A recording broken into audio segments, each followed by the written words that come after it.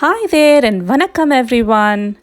We are so happy to have you join us while we read this book, Farfallina and Marcel, written by Holly Keller.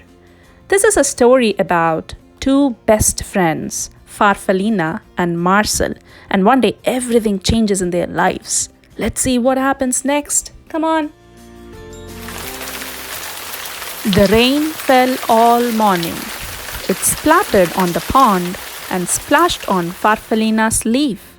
She found a dry spot and ate it.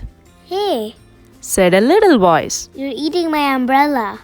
Farfallina peered over the edge. A small grey bird was huddled underneath.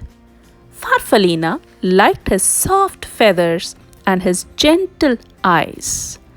"I'm Farfallina," she said, and she slid down to the ground.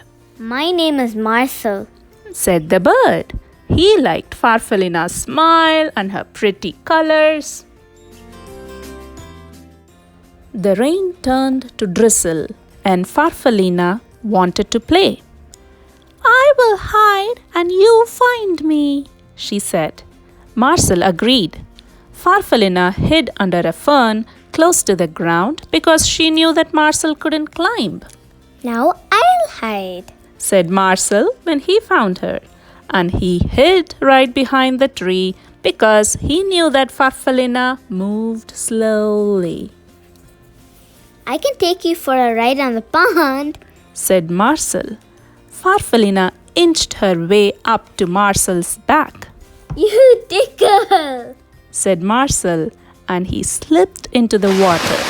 Farfallina giggled. "There is so much to see," she said.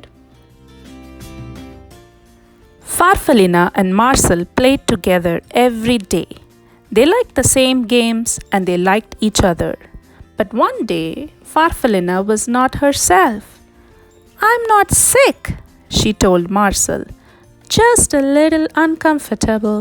I need to climb up onto a branch and rest for a while." I'll wait for you. Marcel called as Farfallina made her way up the tree. Marcel watched until Farfallina was completely out of sight. Then he settled himself in the grass and waited.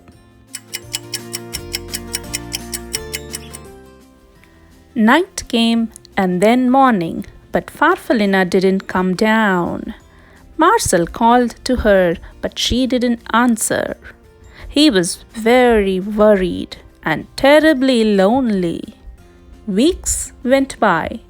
The afternoons grew longer and warmer, and Marcel went to the pond. He was growing, and when he looked at his reflection in the water, he hardly recognized himself. He went back to the tree every day to look for Farfallina, but she was never there, and after a while he gave up. At the top of the tree, Farfallina was snuggled in a blanket of glossy silk. She was growing too. The sky was blue and clear. The morning she was ready to come out and open her beautiful new wings. She had no idea how long she had been up in the tree, and she floated down to find Marcel. "I will just wait," said Farfallina when she didn't see him, and she sat on a flower. Night came and then morning, but Marcel wasn't there. Farfallina was tired and confused. She fluttered around a bit and went to the pond. The pond was glassy smooth except for the ripples made by a large, handsome goose who was swimming in solitary circles. Farfallina shivered with disappointment. She went to the pond every day to look for the small grey bird named Marcel, but he never came. One morning, the goose stopped his silent rounds and spoke to her. You must like it here. He said. Farfallina fluttered a bit. "I've been waiting for a friend," she said sadly, "but I don't think he will come." Marcel liked her smile and her brilliant colors. I know how you feel. He said, I lost a friend too. She just vanished into thin air.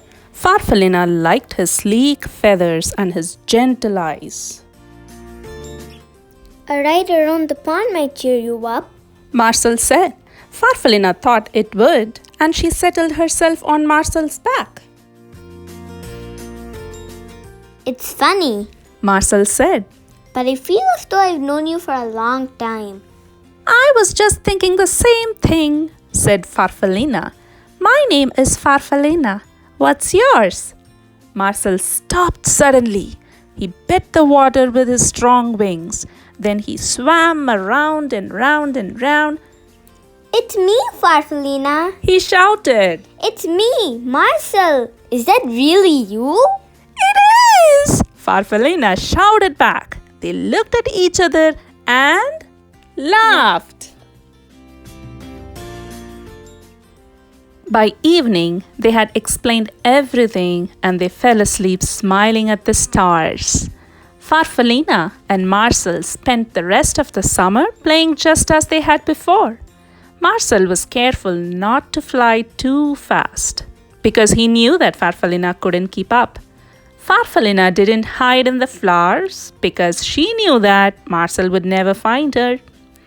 And when the leaves on the trees around the pond turned red and gold, they decided to go south together.